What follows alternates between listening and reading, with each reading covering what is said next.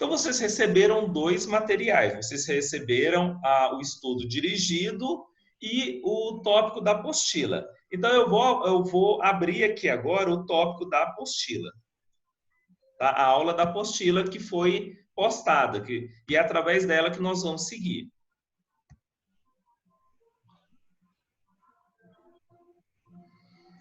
Ok? Estão visualizando aí a apostila?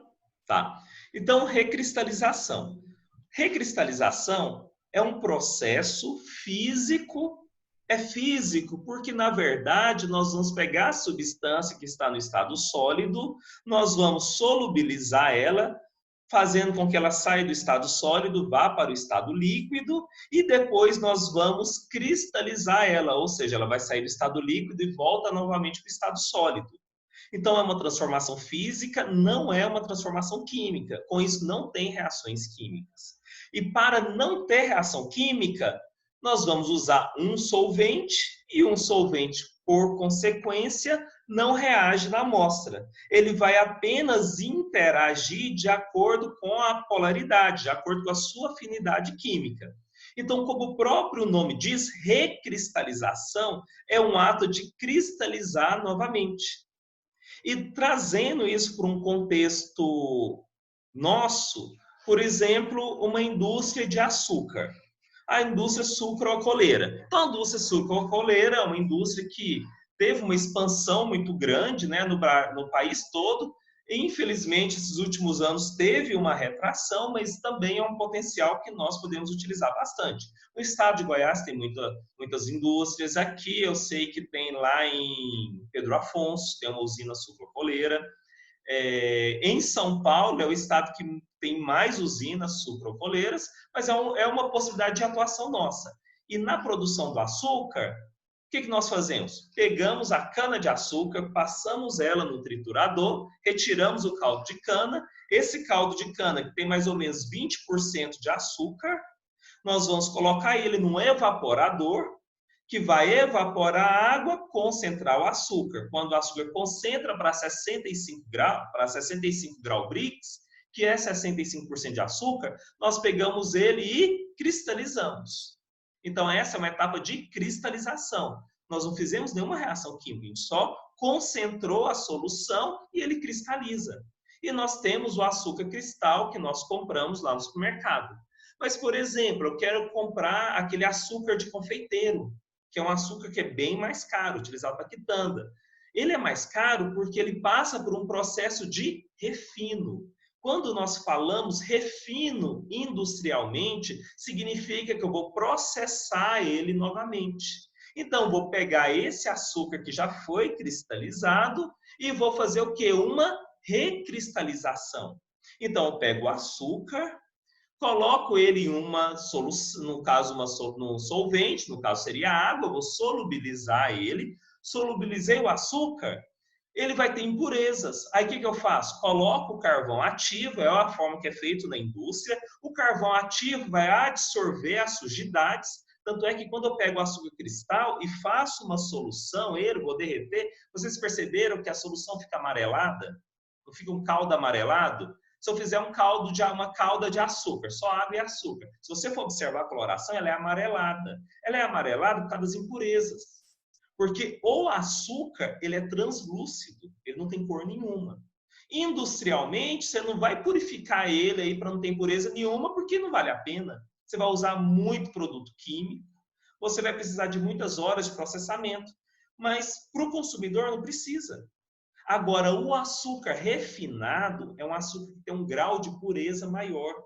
Então, o açúcar refinado, ele é reprocessado, ou seja, ele é recristalizado, que é o tema da nossa aula. Então, pega o açúcar, dissolve ele, aquece, coloca o carvão ativo vai absorver as impurezas e depois filtra essa solução de açúcar e, em seguida, ela vai ser recristalizada.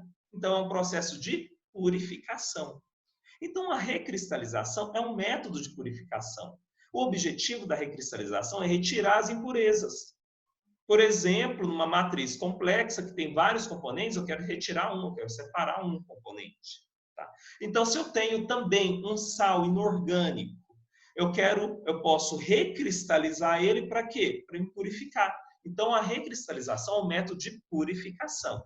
E é isso que nós vamos estudar. Eu peguei um vídeo de um universitário, postei para vocês do YouTube, que eles te mostram lá no Erlenmeyer, como que é feito de uma forma bem simples. É exatamente aquilo. Se tivéssemos encontro presencial, nós iríamos fazer aquilo. Mas como a gente não tem, né, e na verdade ninguém está tendo, é aquilo que foi o que foi observado e que é bem simples. Por exemplo, se eu pegar o açúcar, isso em casa, colocar um pouco de água, o teste de solução que eu vou explicar para vocês agora, vocês podem fazer em casa numa panela em açúcar, por exemplo, se vocês quiserem. Não é tão necessário, mas se quiserem, pode fazer isso. O processo é exatamente o mesmo. É uma forma de ilustrar. Então, vocês podem fazer isso em casa, tá? E futuramente, se a gente tiver, por exemplo, uma outra disciplina, um outro encontro, a gente pode até fazer isso. Mas é uma aula que é muito tranquila. Tá? Diferente, por exemplo, das outras que nós fizemos, como a aula de termodinâmica, troca de calor, é um pouco mais complexo, né? Mas essa não, essa é muito simples. Então, a recristalização tem essa finalidade. Qualquer dúvida, pode levantar o dedo, tá? Aí vocês falam aí, ativar o microfone.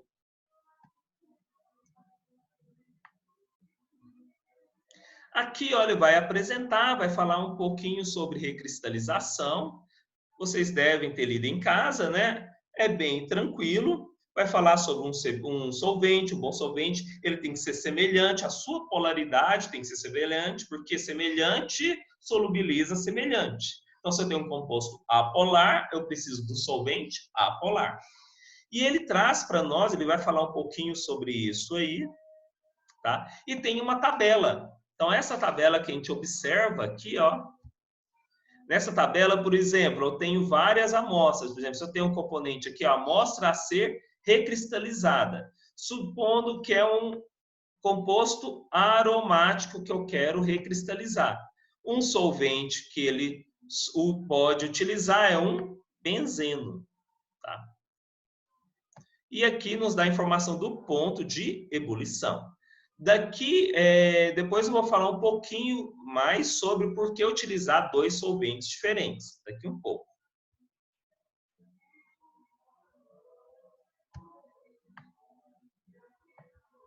Então, continuando aqui,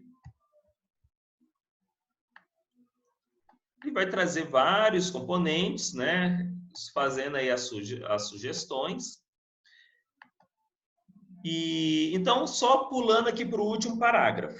Muitas vezes é necessário esperar de um dia para outro e até durante mais tempo para se ter uma recristalização completa.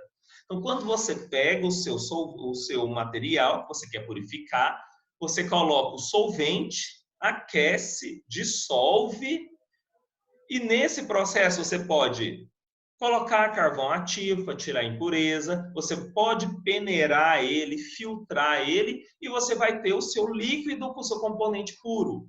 Mas aí, o que eu posso fazer? O próprio açúcar. Se eu pego essa solução quente e coloco ela num banho de gelo, ele vai cristalizar rapidinho. Rapidinho já forma um cristal. Só porque esse cristal, quando ele forma muito rápido, nos seus interstícios, vai ter muitas falhas. Inclusive, eu acho que talvez vocês estudaram em materiais, né? Os sólidos, ele tem muitos defeitos. Então, se você recristaliza muito rápido, a impureza vai ficar contida lá dentro dele. E o objetivo é purificar? Não vai purificar. Então, o ideal é que ele cristalize lentamente e a impureza fique no solvente. E assim você vai formar o cristal. E às vezes pode durar até um dia, 2 dias, para que você consiga cristalizar. Porque, por exemplo, no caso do açúcar, a solução está rica em açúcar e você vai ter um transporte de massa. O açúcar do líquido vai ser transportado para o cristal e o cristal vai crescendo. À medida que o cristal cresce, a solução vai empobrecendo em açúcar. Quando ela vai empobrecendo em açúcar, a velocidade da cristalização vai reduzindo. Porque você tem menos açúcar no meio, então vai ser menos moléculas que vão ser aderidas nesse cristal. Então a velocidade vai reduzindo. Então você vai precisar de mais tempo. Quanto mais tempo você deixar esse material disponível, maior quantidade de açúcar vai sair do meio líquido e vai passar para o seu cristal. E assim você tem um rendimento maior, que é uma das perguntas que eu fiz mais à frente, para calcular o rendimento. E aqui também ele sugere para nós calcularmos o volume mínimo de solvente. Porque se você coloca muito solvente, o que vai acontecer? A perda vai ser muito grande. Muito açúcar vai estar na água. Então, o objetivo é você deixar a menor quantidade possível. Quando eu falei industrialmente, para nós produzirmos o açúcar, o que a gente faz? Pega o caldo de cana com 20% de açúcar e coloca no evaporador. O que o evaporador vai fazer? Vai concentrar, deixar ele com o mínimo de água possível para que você não tenha perdas. Então, com isso, nós vamos passar para os cálculos. Então, talvez nos cálculos é que vocês tiveram um pouquinho mais de dificuldade.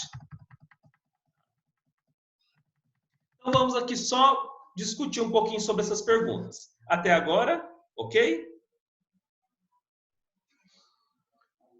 O que se entende por recristalização?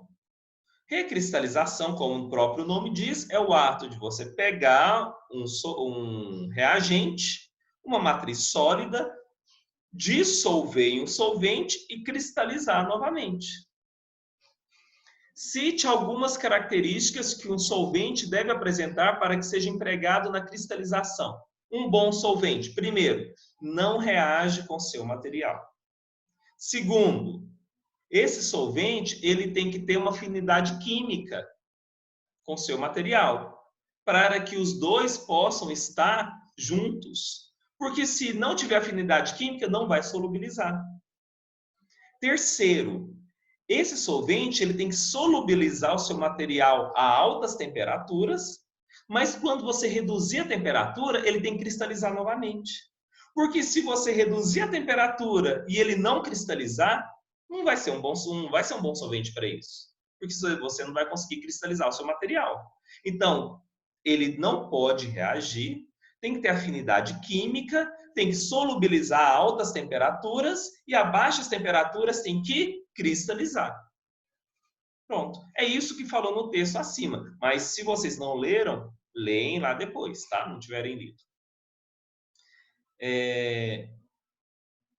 Quando se usam partes de solventes na recristalização. Então, existem métodos mais complexos onde você faz uma mistura de solventes. Você usa 2 solventes diferentes. Por que eu posso usar 2 solventes diferentes? Vai depender da minha amostra. Tem amostras que você não vai ter um resultado bom no teste de solução. Aí você tem que usar 2 solventes diferentes. Então, por isso que lá naquela tabela, ele fala para nós. Voltando aqui. Solvente, por exemplo, eu falei aqui do aromático, usando benzeno, mas às vezes tem um composto aromático que você coloca o benzeno, 1 ml, 2 ml, 3 ml, e não solubiliza. Aí o que você vem e faz? Coloca metade de benzeno e metade de éter e faz o teste. Porque ele é um co-solvente, ele atua junto no processo de solvência. Aí você vai usar 2 componentes. Então você vai usar uma mistura quando você não consegue solubilizar com um apenas. Se você consegue com um, trabalha só com um, é muito mais fácil. Tá? Então, na melhor das hipóteses, trabalha só com um. No pior, se você não consegue solubilizar, aí você testa com 2. Então, você nunca vai pegar todo o seu material e vai solubilizar. Você vai o quê? Pegar 0,1 grama e testar. Até você conseguir um que tenha a afinidade química e consiga satisfazer suas necessidades. Você tem uma tabela falando aqui de compostos aromáticos, mas você tem aí centenas de compostos aromáticos. Então, nem todos vão comportar de forma homogênea e nem todos vão ser solúveis em benzeno. Às vezes, você vai precisar de o quê? De um co-solvente. Por exemplo, éter mais benzeno, acetato de etila mais benzeno, ok? Então, por isso que às vezes tem que usar 2. Pode falar, Alex. Nesse caso, a gente usar essa outra tabela para ele acelerar essa cristalização, né? Nesse sentido? É quando você não consegue, supondo que eu tenho o composto aromático. Por exemplo, a naftalina, que é o nafteno. Ele tem 2 anéis aromáticos. Se você coloca um benzeno, ele não solubiliza. Coloquei 1 ml de benzeno, não solubilizou. 2 ml, não solubilizou. 3 ml, não solubilizou. Aí o que eu faço? Não, então eu vou trabalhar agora com co-solvente. Aí eu coloco, por exemplo, 1 ml de benzeno e 1 ml de éter. E vou observar. E às vezes agora vai solubilizar. Ah, tá. Beleza? Então, quando você não consegue com um puro, você trabalha com uma mistura. Mas trabalhar com mistura é um problema. Porque às vezes tem um que evapora mais rápido. Aí você usa, quando você vai usar novamente, a concentração mudou. Então, mudou o parâmetro. Então, dá muito trabalho. Então, o ideal, a gente procura trabalhar sempre com um apenas. Se não der, paciência, né? Então, só respondendo aqui, ó. Quando se usam pares de solventes na recristalização? Quando um apenas não foi adequado para o seu processo de recristalização. Aí você precisa usar uma mistura. Por que é mais indicado que a solução seja esfriada espontaneamente após o aquecimento? É o que eu falei com vocês, para formar um cristal mais adequado. Acho que até na outra disciplina a gente comentou um pouco sobre isso também, né? Mas os cristais, lá em materiais, com certeza a professora também deve ter falado um pouco sobre isso, quando a gente fala de cristalizações de materiais inorgânicos. Se eu quero recristalizar um sal, também o ideal é que ele seja aos poucos.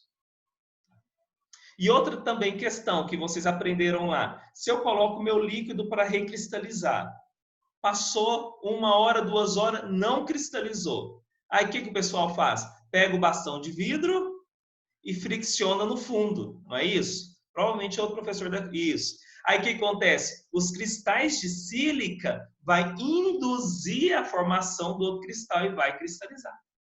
Na indústria de açúcar, eu gosto de dar o exemplo da indústria de açúcar porque ela abrange todo o conceito. Na indústria, o que eles fazem? A indústria precisa de tempo é dinheiro. Eu não vou ficar esperando muito tempo. Eles pegam o açúcar, tritura ele e joga lá dentro. Porque o próprio açúcar lá dentro que foi adicionado já vai induzir a cristalização. Então você tem um processo muito mais rápido. Então, é o mesmo que é feito com o bastão, só que em uma escala industrial, né? Então, é o mesmo princípio. E ele fala isso no texto também. Quando vocês estiverem lendo, vocês vão ver. O carvão ativo, também eu já falei com vocês. Tem a função o quê? De retirar sujidades.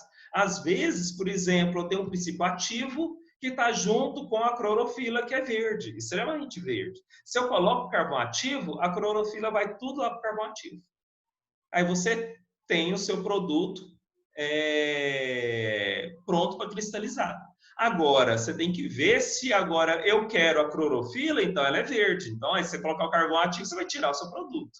Então, você tem que ver também o que você quer no seu processo de cristalização.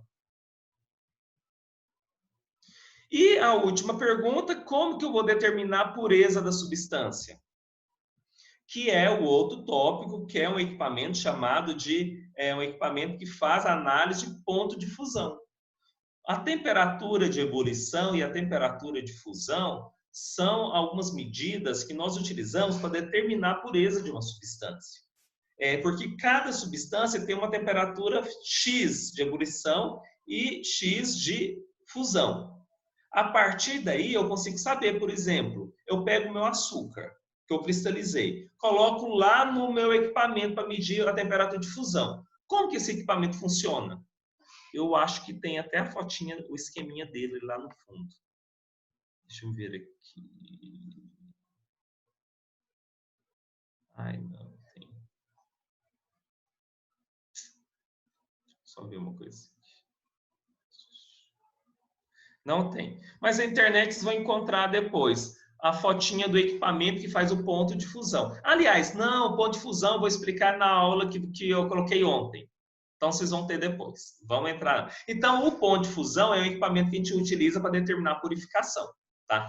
Como ele funciona, eu vou explicar no nosso próximo ponto. Ok? Uma coisa de cada vez, né? Senão, fazemos bagunça. Até agora, ok? Beleza, né? Então, vamos lá para o próximo. Ó,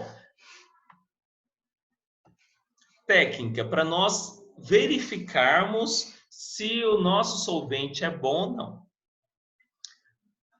Deixa eu pegar aqui o...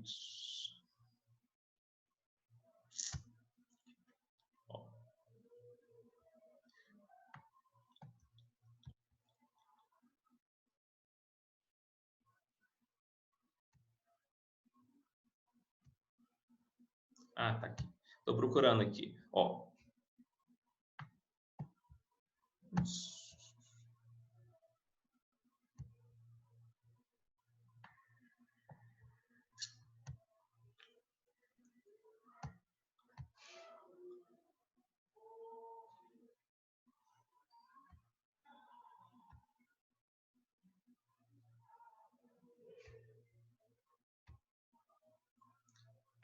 Então, vamos lá. Coloque 0,1 gramas. Por que 0,1? Porque é uma quantidade bem pequena. Então, nós vamos pegar uma quantidade da minha substância que eu quero purificar, que eu quero recristalizar, 0,1 gramas, pulverizada em um tubo de ensaio e adicione gota a gota 1 ml do solvente. Então, eu coloco minha substância a ser recristalizada e eu coloco 1 ml de solvente.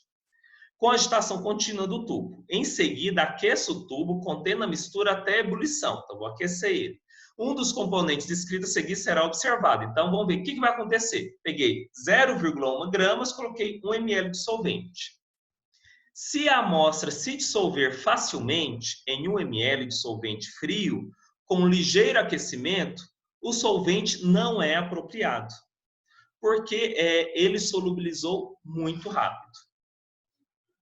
Então, ó, se a amostra se dissolver facilmente em 1 ml de solvente frio ou com um ligeiro aquecimento, o solvente não é apropriado. Porque se ele solubilizou muito rápido, significa que ele tem muita afinidade e quando eu esfriar, ele não cristaliza. Imagina, se eu coloquei o solvente, temperatura ambiente e solubilizou, se eu abaixar a temperatura, ele não vai cristalizar. Então, ele não é um bom solvente. Segunda opção. Se todo sólido não se dissolver, adiciona-se mais solvente em porções de 0,5 ml e aquece novamente até fervura, após cada adição. Se até 3 ml de solvente forem adicionados e a substância não se dissolver, por aquecimento, considera-se a substância como escassamente solúvel naquele solvente e deve-se procurar outro solvente. Então, se eu coloquei 1 ml, mais meio, 4 ml, não solubilizou, então você já desiste desse. Esse não funciona. Vamos procurar um outro. Se caso todos que você testar, nenhum deles solubilizar, aí o que você vai fazer? Misturar 2 solventes diferentes, até você encontrar um padrão que consiga dissolver. Tá? O ideal é que você coloque o solvente, ele não solubiliza a temperatura ambiente, mas ele vai solubilizar só quando aquecer. Isso é o ideal. Ok?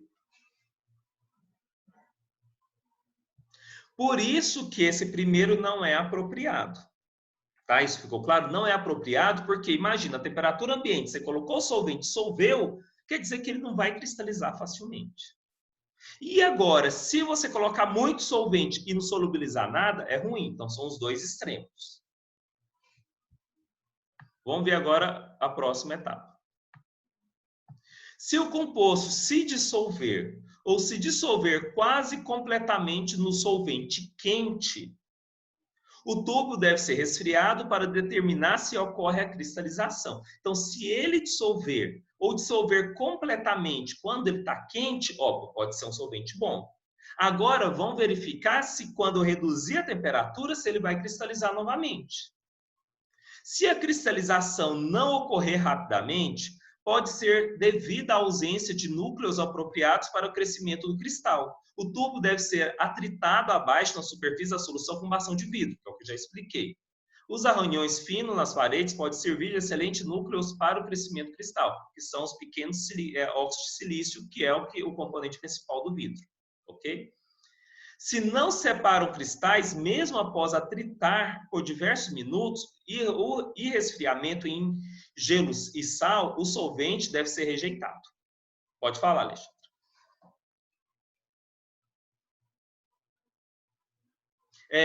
Tem que ativar o seu microfone. Não estou com dúvida. Você estava estalando os dedos. Desculpa. Ótimo. Mas assim, até agora tranquilo. Vocês viram, não é uma aula complicada, tá? A maior dúvida é quando a gente vê que tem que fazer cálculo. Aí a gente já fica doido, né? Mas vocês viram que até agora está bem tranquilo. Cálculo do volume mínimo. O volume mínimo é a quantidade mínima de solvente necessário para dissolver 0,1 gramas. Olha, a gente sempre usa esse padrão, 0,1 gramas. Sempre, tá? 0,1 gramas. O volume mínimo é o 1 ml mais a quantidade de vezes que você teve que adicionar mais. Por exemplo, coloquei 1 ml, aqueci minha amostra, dissolveu, mas ficou ainda um pouquinho no fundo. O que eu vou fazer? Adicionar mais meio ml. Aqueço, observo, ainda tem poucos cristais. Aí eu coloco mais meio ml.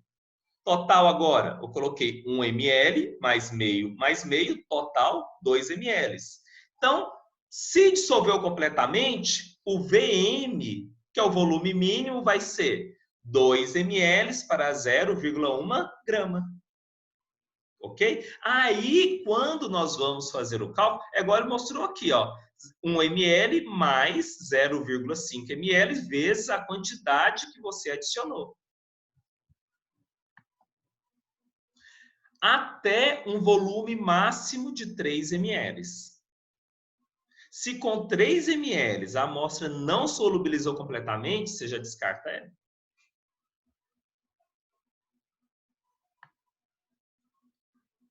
Então, o que nós vamos fazer? Essa é a continha, uma regra de 3. Se 0,1 ml dissolveu com 2, aí eu faço a minha conta, que é a primeira conta que está no estudo dirigido de vocês. Aqui, ó. Quais as características de um bom solvente? Já foi dito. Em uma amostra de 0,1 grama de amostra. Desculpa aí, gente. Ficou duas amostras aqui, né? Então, vamos lá. Se precisarmos de 4 ml de solvente frio para solubilizar, esse solvente é apropriado? Aí aqui vocês já vão discutir que é uma quantidade muito grande, tal, então já não vai mais. Tá? Embora você vai ter que aquecer e tudo mais. Pronto. Se outro solvente dissolver a amostra de 0,1 gramas em 1 ml, e este, após resfriamento, recristalizar, este será adequado? Aí aqui o seguinte, eu coloquei essa pergunta, ela ficou assim.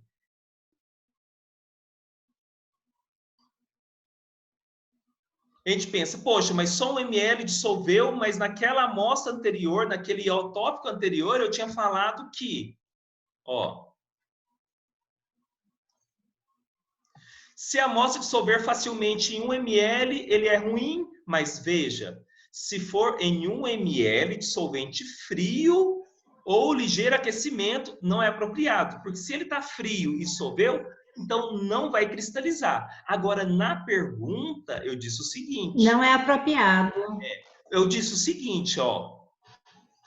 Eu coloquei 0,1 grama em 1 ml e este, após o resfriamento, não recristalizar. Se não recristalizar, não é apropriado.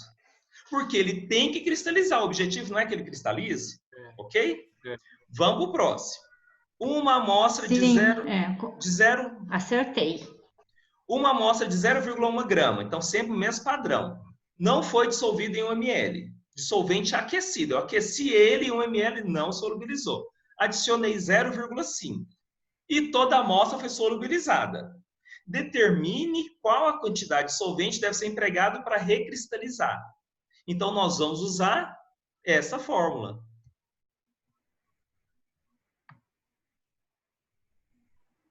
Que é essa daqui, mais essa daqui. Que no final das contas, se eu for montar aqui, eu vou ter. Fazendo aqui do lado, ó. Deixa eu adicionar aqui.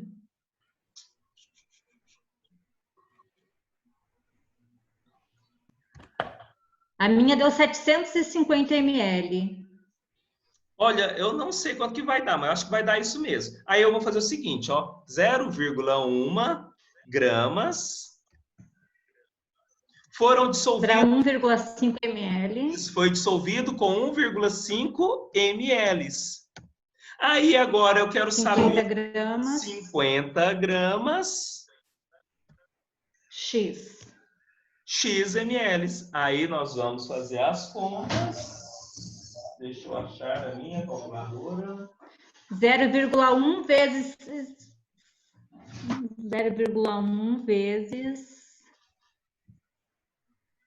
75. Então, aí vai ficar 1,5 vezes 50, que vai dar 75. 0,1x é igual a 75. Isso. Dividido por 0,1. Então, vai dar isso mesmo. Você falou 750, né? 750, isso. Mesmo, ok? Então, essa continha. Gente, simples, não é? Agora ficou claro? Muito. Beleza? Então, vamos para o próximo. Eu tenho que tirar aqui.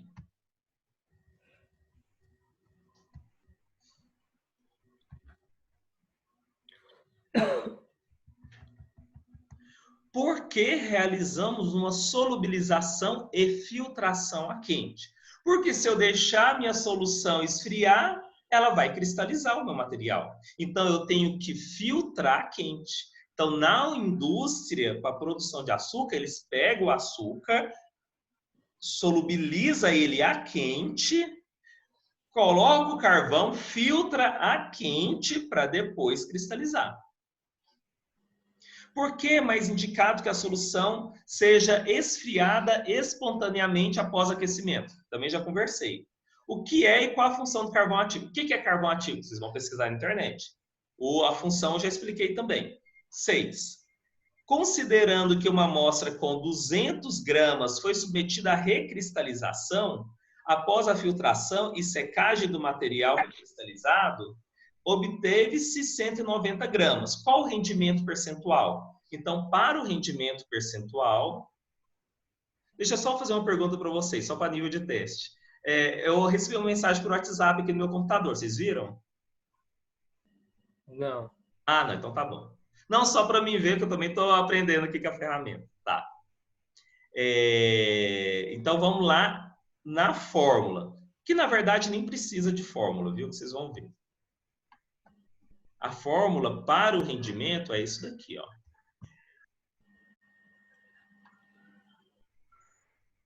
Aqui fala do processo. Rendimento igual massa final, massa inicial, vezes 100. Aqui, ó. Exatamente.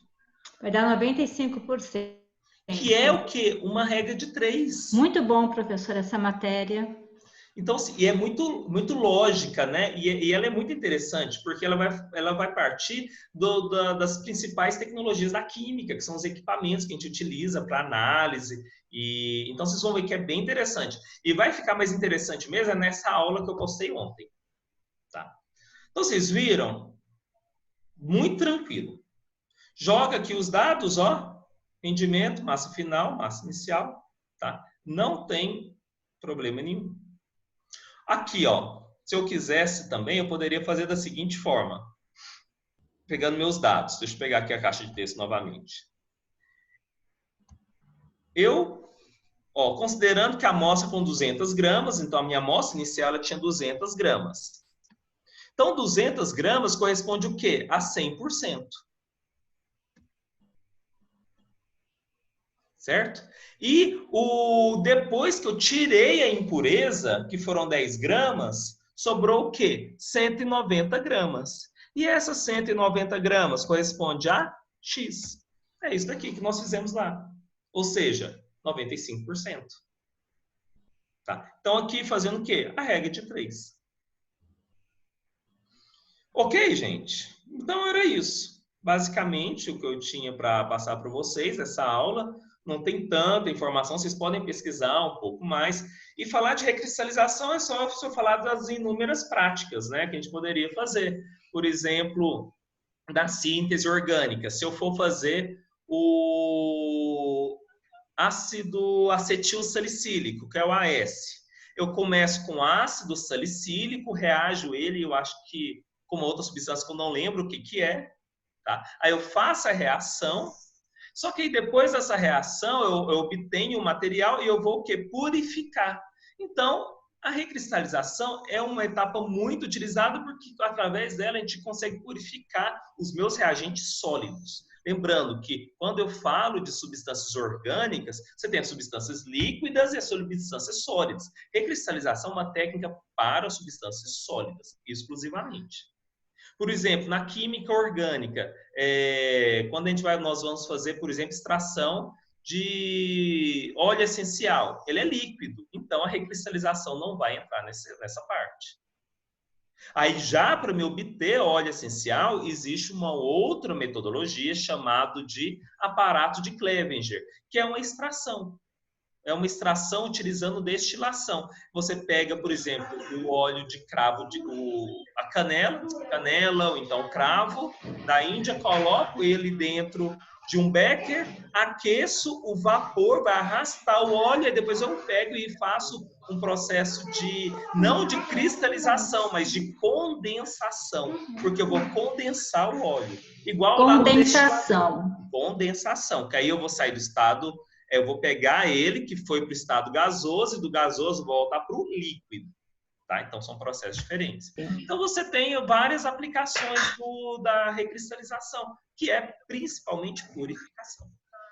Na usina também, por exemplo, no petróleo, para a produção de na refinação de petróleo, usa muito também a cristalização. Por exemplo, a vela que a gente utiliza, a parafina, a vaselina que a gente compra na farmácia, todas elas são retiradas por processo de cristalização de derivados do petróleo. Cristalização. Tá? Então, a gente usa bastante. Alex, pode falar? Só em relação a esse carvão ativo, dizem que quando a pessoa toma, tipo, eu já vi falar veneno, aí o hospital dá carvão ativo para puxar isso. Sim, é verdade. Sim. Ele purifica. Sim. Às vezes cachorro... Ele absorve o veneno. Cachorro, animais também, quando estão passando mal, que muitas das vezes, ou que comeu algo que é tóxico, ou alguém deu algum veneno, né? Por exemplo, gato, cachorro é muito comum, aí o pessoal vai lá e dá o carvão ativo. O pessoal que é mais natureba, tem gente que até toma periodicamente, toma carvão ativo. Mas assim, avaliando quimicamente, o carvão ativo vai retirar a impureza que está no seu estômago. Então, você tomar o carvão ativo pela saúde, por si só, ele não vai adiantar muita coisa não, viu? Ele só vai absorver os componentes que estão no seu estômago. Então, essa história de ficar do pessoal mais natureba, de tomar de 15 dias, mês, isso aí não é balela. Mas, para retirar esses outros componentes, aí realmente ajuda muito. Purificar água. A maioria dos filtros tem carvão ativo. O carvão ativo retira esses componentes que estão presentes na água.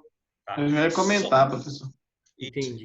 Exatamente. Só que aí o que acontece? Ele vai absorvendo, mas chega uma hora que ele satura. Então o filtro tem que ser substituído. É o mesmo carvão ativo do filtro, é o mesmo. Só que o carvão ativo, eu falo mesmo, mas assim, mesmo entre aspas. Porque o carvão ativo ele pode ser produzido de diversas fontes e ele tem porosidades diferentes. Então, assim, é o mesmo material, mas existem particularidades. Por exemplo, Se eu vou utilizar para purificação, existe um carvão ativo para purificação. Se eu quero utilizar para colocar, por exemplo, no filtro de água, é um outro carvão ativo, que vai funcionar da mesma forma. Com uma porosidade diferente, foi feito de uma forma diferente, tá? Ok? Professor, Pode falar. só uma pergunta. Eu tive uma vez na indústria de fosfato, lá em Arraias. Ah, que legal, hein? Vendo o processo lá, né, de extração do fosfato, toda a produção lá do ácido fosfórico? Isso. E aí eu vendo no processo lá a forma que eles extraem, né? Eles adicionam um coagulante, todo um processo lá para poder extrair no processo lá de formação e tal, e tira todas as impurezas, realmente. Tem alguma relação com essa questão de cristalização? Olha, nossa, que interessante. E essa indústria, ela funciona ainda? Tem muito tempo que você foi? Funciona, é a não Betafos. Eu não tá, para produzir, ele utiliza para produção de fertilizantes agroquímica, né? É isso. Como fertilizante, né? Pois é, que legal, hein? Eu não conheço, mas eu tenho que ver qual que é o processo, viu? Realmente eu não sei te dizer porque eu não lembro quais são as etapas. Mas tem grandes chances que sim, que tem o seu material e que em algum momento ele vai ter que cristalizar ele. Então eu acho que tem o processo de cristalização, sim. Tem grande chance. Ele tira do meio natural, né? Tem todas as lavas lá e faz leva para a indústria. Aí ele coloca em natura, entra no processo, né? E aí com água e um coagulante, né? Adicionado numa certa etapa lá do processo. E aí o que é inerte sai para um lado para ser descartado, né? Gera resíduo e no outro sai só Pois é, que legal, hein?